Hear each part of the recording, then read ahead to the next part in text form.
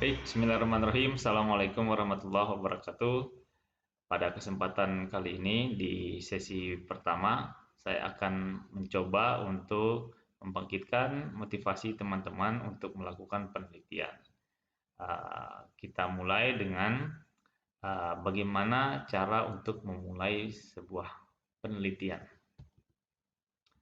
Oke, ada beberapa orang yang kesusahan melakukan penelitian karena mereka menganggap bahwa penelitian sebagai beban, penelitian sebagai momok yang menakutkan bagi mereka. Tapi percaya saja bahwa sebuah penelitian jika kita lakukan dengan enjoy, kita menikmati penelitian tersebut akan terasa enak dan mudah untuk dilalui. Oke. Yang pertama yang harus kita tanamkan dalam benak kita adalah penelitian itu mudah. Jadi, teman-teman semua, kalau kita itu belum tahu caranya, itu akan terlihat sulit bagi kita. Tapi kalau kita sudah mempelajari teorinya, sudah mempelajari teknik-teknik penelitian, insya Allah kedepannya akan membuat kita lebih mudah. Saya analogikakan seperti ini. Jika kita akan pergi ke suatu tempat, misalkan ke Malioboro untuk mencari batik, misalkan begitu ya. Kalau kita belum pernah ke Malioboro akan terasa sulit karena kita tidak tahu arah ke sana bagaimana, kemudian di sana juga sampai di sana kita tidak tahu toko mana yang akan kita masuki dari sekian banyak toko yang ada di situ. Tapi lama-kelamaan kalau kita sudah paham, sudah sering melakukan hal tersebut, lama-lama kita sudah tahu toko mana yang lebih murah, kemudian toko mana yang banyak diskonnya, toko mana yang barang-barangnya bagus, itu akan kita kuasai. Nah, sama penelitian juga seperti itu. Jika kita sering melakukan penelitian, sering membaca buku-buku tentang penelitian, insya Allah kedepannya akan memudahkan kita. Oke, jadi kalau kalian masih berpikir bahwa penelitian itu sulit, anggap saja itu adalah tantangan kalian, ya, tantangan kalian untuk menjadi lebih bagus, tantangan kalian untuk menjadi lebih baik lagi, ya, karena semakin tinggi stres, teorinya ya, semakin tinggi stres maka semakin tinggi performance. Jadi jangan takut akan banyak tugas karena tugas-tugas tersebut akan meningkatkan uh, pengetahuan kalian.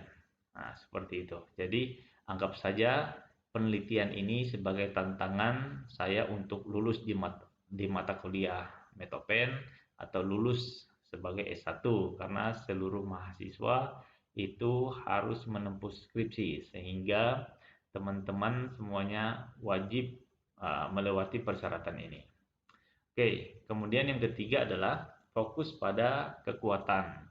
Nah, kita harus sadar bahwa kita ini hobinya apa, kita ini passionnya di mana, kita ini sering membaca apa, minatnya di mana. Nah, jika kita minatnya di keuangan atau di SDM, nah kita harus fokus untuk meneliti di bidang tersebut karena sesuatu yang kita sudah jalankan, sesuatu yang kita enjoy di situ dan kita jalani sebagai pekerjaan kita, maka di situ akan merasakan kenikmatan di situ.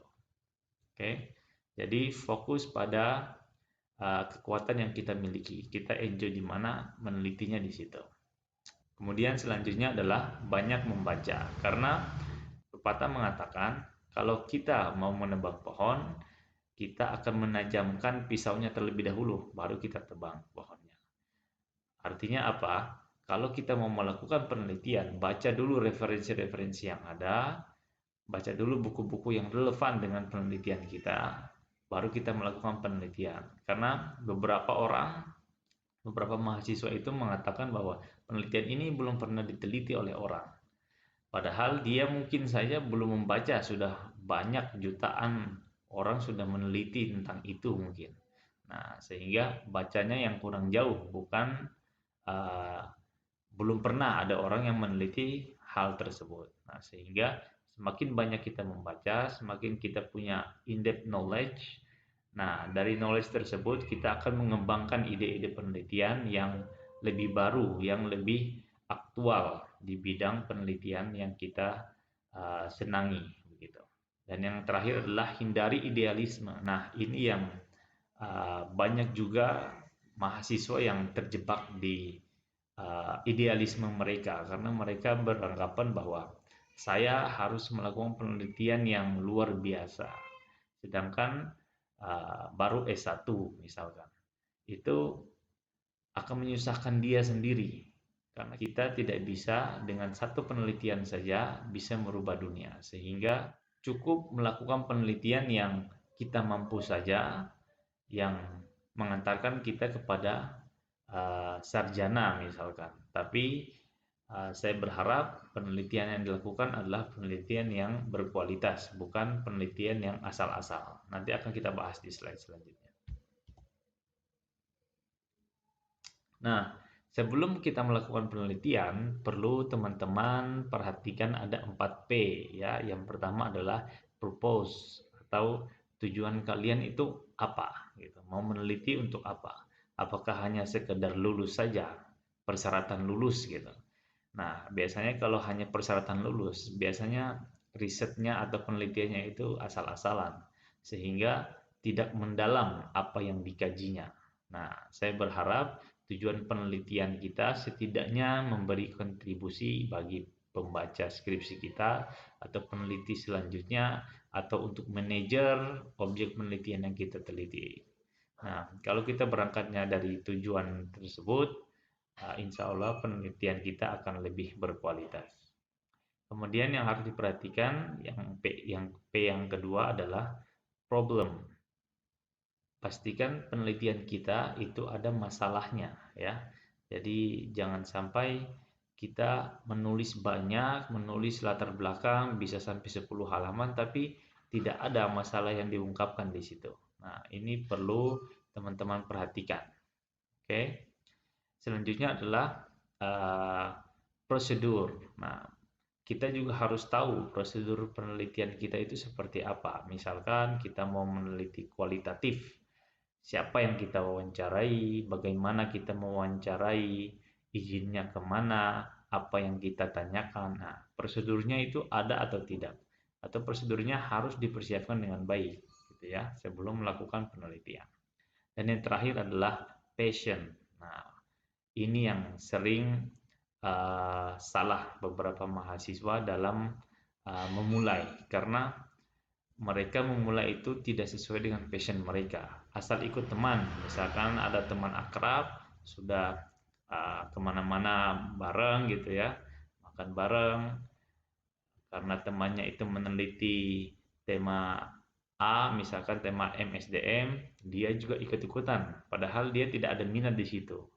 Tidak ada passion di situ. Passionnya mungkin ke keuangan atau pemasaran dan seterusnya. Nah, ini harus diperhatikan karena kalau kita sudah tidak senang dengan suatu bidang dan kita tetap menekuni bidang tersebut, agak susah bagi kita dibandingkan kita suka dengan bidang tersebut, kemudian kita tekuni akan lebih enjoy, lebih gampang kita lakukan. Jadi harus diperhatikan ada 4P sebelum memulai sebuah penelitian. Nah, selain 4P, ada juga rumus dalam memulai atau dalam mencari permasalahan yang baik, ya. Karena ada beberapa orang yang membuat sebuah penelitian dengan latar belakang yang sangat panjang, tapi tidak tahu dia mau meneliti apa, masalahnya juga tidak jelas. Nah, sehingga kita harus memperhatikan ada namanya rumusnya SMART. SMART itu apa? S-nya adalah spesifik. Kalau mau membuat riset harus spesifik. Contohnya, kalau kita hanya mengatakan bahwa kita mau meneliti bank syariah, itu namanya penelitian atau masalah yang kurang spesifik. Bank syariah apanya yang akan diteliti? Apakah yang diteliti konsumennya atau nasabah, atau yang diteliti adalah karyawannya, atau yang diteliti adalah manajernya, atau yang mana yang mau diteliti. Nah, kalau kita meneliti misalkan meneliti karyawan, nah karyawan itu pun kurang spesifik apa yang kita mau lihat, kinerjanya kah, kepuasan kerjanya kah, ya harus spesifik. Kemudian yang kedua adalah measurable, atau penelitian itu harus bisa diukur. Jangan sampai penelitian kita yang kita buat itu tidak bisa diukur. Bagaimana mengukurnya? Misalkan kita mengukur pengaruh ziarah kubur terhadap tingkat kekayaan misalkan. Itu sulit untuk diukur. Sehingga penelitian kita yang baik adalah penelitian yang bisa diukur. Ada penelitian-penelitian terdahulu, minimal ada penelitian-penelitian terdahulu yang sudah membahas hal tersebut. Kemudian yang ketiga adalah achievable, atau kita sebagai mahasiswa S1 bisa atau tidak untuk mencapai itu, untuk menggapai itu. Jadi jangan sampai kita malah sulit untuk mencapai hal tersebut. Misalkan ini kayaknya levelnya sudah S3 atau S2 gitu. Nah, sedangkan kita masih S1. Bisa nggak kita untuk melakukan penelitian tersebut? Gitu ya.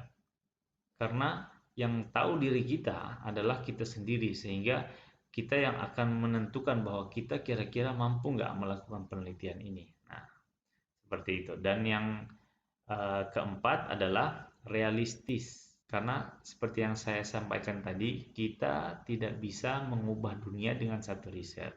Sehingga harus realistis. Jangan-jangan yang kita lakukan adalah itu sudah levelnya S3. Nah, itu kan terlalu berat bagi kita sendiri. Sehingga perlu untuk mendapat perhatian dari teman-teman. Dan yang terakhir, yaitu teman-teman harap memperhatikan timeline. Apa itu timeline? Karena skripsi itu dikasih waktu 1 semester, ya paling lama 2 semester. Jadi teman-teman harap untuk memperhatikan timelinenya. Jadi jangan sampai melebihi 1 tahun untuk menyusun skripsi. Nanti kelamaan, ya.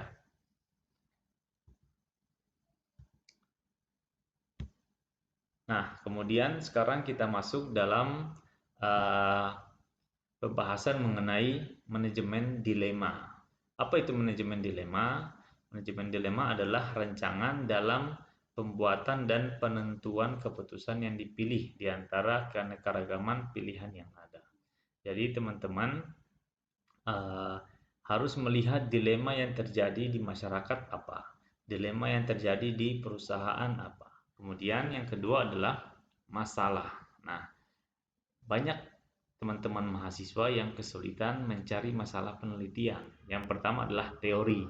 Misalkan teori Maslow, banyak kritikan tentang teori Maslow, yaitu teori hierarchy of need. Kenapa dia menciptakan teori bertingkat-tingkat? Jadi yang dia katakan oleh Maslow adalah ketika seseorang masih dalam kebutuhan dasar, dia tidak akan memikirkan kebutuhan yang di atasnya. Nah, teori ini kan banyak mendapat kritikan. Kita contohkan misalkan ada orang yang masih memikirkan hari ini makan apa, masih memikirkan bahwa saya ini kurang aman, dia juga sekaligus akan memikirkan bagaimana supaya orang lain menghargai dirinya, atau bagaimana dia bisa memberikan kontribusi atau aktualisasi dirinya. Nah, itu mendapat kritikan. Nah, itu merupakan salah satu gap dalam penelitian. Yang kedua adalah metodologi. Nah, misalkan si A dalam tema A menggunakan pendekatan kualitatif. Nah, kita menggunakan pendekatan kuantitatif. Atau misalkan si A menggunakan instrumen yang disampaikan oleh si B, sedangkan kita menggunakan instrumen dari si C. Nah, itu bisa juga dalam gap metodologi. Dan yang terakhir adalah praktis atau praktek di lapangan. Nah, ini yang paling mudah ya, mencari masalah yang paling mudah, yaitu melalui permasalahan yang ada di praktek. Misalkan asumsinya bahwa setiap perusahaan itu memiliki sesuatu yang unik, sehingga antara perusahaan satu dengan perusahaan yang lainnya pasti berbeda. Nah, makanya jika sudah ada penelitian di A menggunakan uh, tema A, kemudian kita pindah di perusahaan B, misalkan dengan tema yang sama dengan yang dilakukan oleh si A, itu masuk dalam masalah praktis. Nah, kemudian masalah simptom. Biasanya mahasiswa itu menganggap simptom itu sebagai masalah. Padahal yang terjadi itu belum tentu adalah masalah yang akan diteliti. Contohnya, seperti kita melihat pelayanan di teller bank yang kurang kurang baik. Kemudian kita menyimpulkan bahwa gaji dari karyawan tersebut rendah.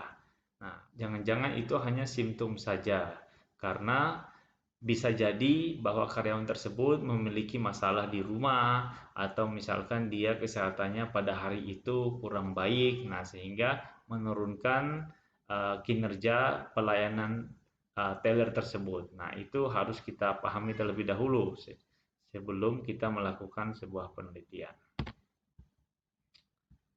Baik, mungkin cukup itu saja pengantar perkuliahan Metopen kita pada kesempatan video kali ini.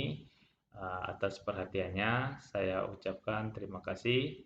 Assalamualaikum warahmatullahi wabarakatuh.